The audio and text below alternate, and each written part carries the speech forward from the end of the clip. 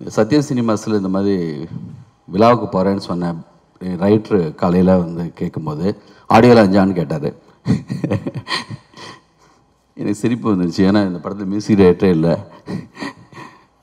எப்பயுமே இங்கே வந்தால் ஆடியோ லான்ச்சுக்கு தான் வருவோம்னு நினச்சிட்டு கேட்டாங்க. இல்லை ட்ரெய்லர் லான்ச்சு அப்படி சொல்லி சொன்னேன். சமீபத்தில் இந்த படம் பார்த்தோம். அதாவது ஒரு 5 பேர் வந்து நாங்கள் அசிஸ்டன்ஸு சரண் சார் ஒரு 5-6 பேர் வந்தோம். படம் பார்த்துட்டு ஆஃபீஸ் போனதுக்கு பிறகு அடுத்த நாள் ஒவ்வொருத்தரும் உள்ளே வரும்போதும் நான் தூங்கவே இல்லை சார். நானும் தூங்கவே இல்லையா? ஒவ்வொருத்தரும் அதே தான் சொல்கிறாங்க. போஸ் வந்தார். அவனா படம் நல்லா இருக்கா? என்ன மாதிரி படம்? என்ன மாதிரி படம்னா அதுக்கு உதாரணம் சொல்கிறதுக்கு காதல் மாதிரி இருக்குமா? வழக்கெண்ணா இல்லை வேறு சேதா, பைசைக்கிள் தீவ்ஸா, உலகம் மொத்தமாக இருக்கிற என்னென்னமோ நல்ல படம்லாம் உதாரணம் கேட்டாலும் எந்த படத்தையும் சொல்ல முடியல. ஏன்னா இது எது மாதிரியும் இல்லை. சினிமா வந்து காலங்காலமாக பாலசார் சொன்ன மாதிரி ஒவ்வொருத்தங்களும் ஒரு ரிலே ரேஸ் மாதிரி கொஞ்சம் கொஞ்சமாக கடத்தி கொண்டு வந்து நம்ம பார்த்து பிரமித்த மிகப்பெரிய டைரக்டர்ஸ் எல்லாமே அப்படி தான் வளர்த்து எடுத்து கொண்டு வந்திருக்காங்க. பாலச்சந்தர் வந்து மிகப்பெரிய டைரக்டரு. ஆனால் பாரதிராஜா சார் வந்து தொடர்ந்து 2 படம் நல்ல படம் பண்ண உடனே இவன் காலில் விழுந்தெல்லாம் இருக்கு அப்படி ஒரு படம் பண்ணிட்டாருன்னு சொன்னார். அப்படி ஒவ்வொரு காலகட்டத்திலையும் ஒவ்வொருத்தங்களும் புதுசு புதுசாக வந்துகிட்டே இருக்காங்க. அதான் இந்த சினிமா.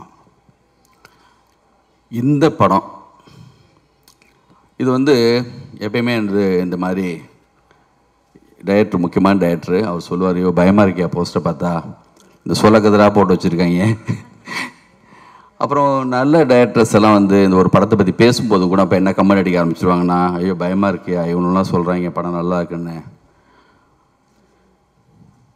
உண்மையிலேயே இந்த படத்தை ஏதோ தேட்டரில் உட்காந்து பார்க்கணுன்னு நானும் ஆர்வமாக வெயிட் பண்ணிகிட்ருக்கேன். இந்த வினோத்ராஜ் வந்து பாலாவா, பாலசக்தி வேலா, மிஸ்கினா, இப்போ உள்ள வெற்றிமாறனா, யார் எந்த டைரக்டரோட கம்பேர் பண்ணுறது? அப்படி யாருமே இங்கே இல்லை இது வரைக்கும். வினோத்ராஜுக்கு வினோத்ராஜ் தான். அது கூழாங்கல் படம் பார்த்துட்டு மணிரத்னம் சார் வந்து ஒரு ஜூம் மீட்டிங்கில் என்கிட்ட சொன்னார், படம் பார்த்துட்டீங்களான்னு எல்லாத்தையும் கேட்டார். பாலன் வந்து நான் பார்த்துட்டேன் சார்னு சொன்னான். அப்போது அதுக்கப்புறம் தான் நான் அந்த படத்தை பார்த்தேன். தயவு செஞ்சு மிக சரியான விஷயத்தை நம்ம ஜனங்க என்றைக்குமே வந்து அவாய்ட் பண்ணதே கிடையாது. அவங்க வந்து கூத்து பார்த்து அரிச்சந்திரம்மா அதுலேருந்து ட்ராமா வரைக்கும் மேடையில் பார்த்து பழக்கப்பட்டவங்க, அவங்களுக்கு எல்லாமே தெரியும். அது மாதிரி இந்த படத்தில் இந்த எந்த ஷாட்டும் தெரியாமல் வைக்கலை. ஒரு ஆட்டோ ஷாட்டு வச்சுருந்தாரு, அவ்வளோ கேப் நிறையா இருந்துச்சு. நான் நினச்சேன், என்னடா அது ஒரு அந்த கேமராமேன் என்ன இப்படி ஒரு கேப் விட்டு வச்சுருக்காருன்னு நினச்சேன். அடுத்து ஒரு தடவை வரும்போது தான் தெரிஞ்சது, அவன் தெரிஞ்சே தான் வச்சுருக்காங்கன்னு. பிசி ஸ்ரீராம் சார் படம் பார்த்துட்டு அடுத்த நாள் மாஸ்டர் பீஸ்ன்னு போட்டிருக்காரு இந்த படத்தை. இந்த படத்தை வந்து நான் பாலசக்தி சாருக்கு வந்து காதல் பண்ண வேண்டியது நான் அப்போ பண்ண முடியல. வழக்கேன் படம் அப்போ நான் எடுத்தேன். அது என்னுடைய லைஃப்பில் வந்து மிக முக்கியமான விஷயமா நினைக்கிறேன். அவர் மிக முக்கியமான ஆள் பாலாஜி சார். நான் சென்னைக்கு வந்தப்போ அவர் ரூமுக்கு தேடி போகிறப்போ அவர் முத எனக்கு கதை சொன்னப்பெல்லாம் இந்த படம் என்ன இருக்கோ அந்த மாதிரி தான் கதை சொல்லுவார் அவர். அதுடைய முயற்சியில் தான் அவர் ஒர்க் பண்ண படம்லாம் பார்த்தா சூரியன், ஜென்டில்மேன் இந்த மாதிரி படம்லாம் வேலை பார்ப்பார். ஆனால் கதை சொல்கிறப்ப மட்டும் அந்த சவுண்டோடு சொல்லுவார். ஒரு ரூமுக்கு போகிறப்ப வெங்காயம் வெட்டிகிட்டே என்ற ஒரு கதை சொல்கிறார். சாமுராய் கதையே வந்து நானா பட்டேகர் இல்லாட்டா மோகன்லால் மாதிரி ஒருத்தர் பண்ணுறான்னு. இந்த பார்த்த படம் இருக்குல்ல, இந்த படத்தில் எப்படி சவுண்டு அந்த எடிட்ரு அந்த கட் பண்ணியிருக்காங்களோ, டைரக்ட் பண்ணியிருக்கா அப்படியோ அந்த மாதிரி சொல்ல ஆரம்பித்தார். ரேடியோ ஓடி இருந்துச்சு, சின்னதாக ஒரு சவுண்டு, அதை ஆஃப் பண்ணிவிட்டு வந்து உட்காந்து வெங்காயம் வெட்டிட்டு என்கிட்ட கேட்டார், நீ பாம்பே போயிருக்கியாடான்னார். போனதில்லை சார்னு. விடு, நானும் போனதில்லை சொல்லிட்டு ஆரம்பித்தார். இந்த படத்துடைய ஓப்பனிங்கடா, துன் துன் துன் துன் துன் ஒரு ஸ்ட்ரீட்டில் கேட்குற அந்த சத்தம் தள்ளி கேட்கும் பார்த்தியா, அப்படியே லேசாக அதை சொல்ல ஆரம்பிக்கிறப்பே ஒரு பொண்ணு வாயில் ஒரு நெல்லிக்காய், அவர் கதை சொல்ல வராது, அவர் எடுக்கிறவர், அவர் சொல்ல ஆரம்பிக்கிறப்ப அப்படி இருக்கும். எனக்கு ஆசையாக இருக்கும், என்னடா இப்படி சொல்கிறாரே, நம்மளுக்கெல்லாம் இது வருமா? மகாநதி படம் பார்த்து நாங்கள் 2 பேரும் அப்படி பேசியிருக்கோம். ஒவ்வொரு காலகட்டத்திலையும் ஒரு படம் வரும். அப்படி ஒரு படம் இப்போ வந்திருக்கு. சூரி அந்த கழுத்தில் அப்படி போடுறது வந்து அந்த படம் அவருடைய இன்ட்ரடக்ஷன் இருக்கும்.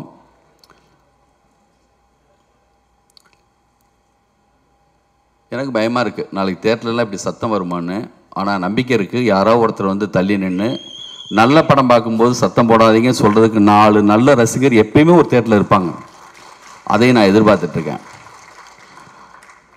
அப்போது நம்மளுக்கு என்னெல்லாம் தோணுதுன்னா, அப்போ நாள் இவர் பயங்கரமான சண்டை நடந்திருக்கு. அதோடைய இதில் தான் வந்து இன்றைக்கி வந்து இவர் இப்படி இந்த வாய்ஸில் பேசுகிறாரு. அந்த பொண்ணு அடி கூட வாங்கியிருக்கலாமோ. ஒரு சிங்கிள் ஷாட்டு எத்தனையோ படங்களில் பார்க்குறோம். ஆனால் இந்த படத்துடைய ஓப்பனிங்லேயே அந்த டைரக்டரு இதுதான் படம், இதை பாருங்கள். சினிமாவுடைய மாபெரும் மிகப்பெரிய விஷயமே டைட்டானிக் பார்க்கும்போது டைட்டானிக் பார்ப்போம், ஒரு காக்காம்பட்டை பார்க்கும்போது காக்காம்பட்டை பார்ப்போம். அது அந்த இருட்டில் லைட் ஆஃப் பண்ணதுக்கு பிறகு அது நடக்கிறது மேஜிக், ஒரு டைரக்டருடைய ஒரு ஆளுமை.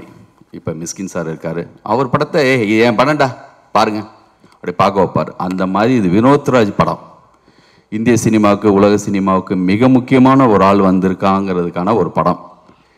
அது வந்து இதை எடுத்த சிவகார்த்திகேயன் அவர்களுக்கு என்னுடைய மிக முக்கியமான, இந்த மாதிரியான நீ கண்டினியூவாக செய்யுங்க, இந்த மாதிரி ஆட்கள் இப்போ இல்லை, தயவுசெய்து செய்யுங்க, உங்களுக்கு மிகப்பெரிய ஒரு மரியாதை இது மூலமாக வரும்.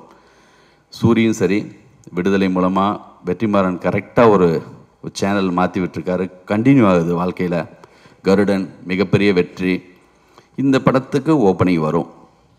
இந்த படத்தை தேட்டரில் உட்காந்து 100% ரசிப்பாங்க நம்பிக்கை எனக்கு இருக்குது.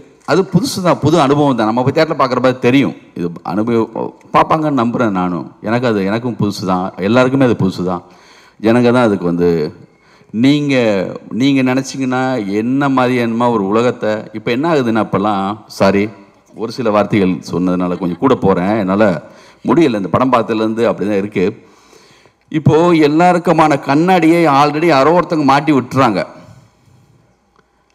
புழு கண்ணாடி மாட்டி விட்டால் அந்த மூடோடு தான் போகிறான். இந்த சாங் நல்லா இல்லைன்னு எல்லாம் பேச ஆரம்பித்தா நல்லா இல்லை, கேட்குறது கூட கிடையாது, நல்லா இல்லையாமே. அந்த கண்ணாடியை நம்ம நினச்சா நல்லதாகவும் மாட்டி விட முடியும்.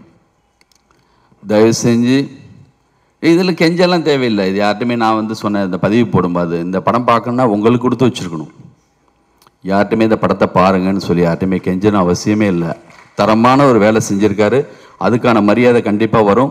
இந்த படம் சம்பாரித்து கொடுக்காதுன்னு நினைக்க வேணாம். இதோடைய ஒர்த்து என்னங்கிறது வந்து உங்களுக்கு படம் ரிலீஸுக்கு பிறகு தெரியும், விமர்சனங்கள் வந்ததுக்கு பிறகு. மாபெரும் விலைக்கு இந்த படம் போகும். இந்த படத்துடைய ஹீரோயின் நேரடியாக பார்க்கும்போது அந்த அடையாளமே இல்லை, அப்படி பண்ணியிருக்காங்க. அந்த படத்தில் நிறைய இருக்குது, பக்கம் பக்கமாக இந்த படத்தை எழுதலாம். பாலச்சந்தர் வந்து காதல் படம் பார்த்துட்டு பாலசக்திவேல் சாருக்கு ஒரு லெட்டர் எழுதினார். அது மாதிரி ஒவ்வொரு இயக்குனரும் இந்த படத்துக்கு வந்து அத்தனை பக்கம் பக்கமாக எழுதி அவருக்கு அனுப்பலாம். கூடியவிரைவில் இன்னும் மிக முக்கியமான இயக்குனர்கள் இந்த படத்தை பார்ப்பாங்க. இது வந்து இந்திய சினிமாவில் உலக சினிமாவுக்கே ஒரு அடையாளமான ஒரு படம். இந்த படத்தில் வேலை பார்த்த எல்லாருக்கும் என்னுடைய வாழ்த்துக்கள். நன்றி, தேங்க்யூ.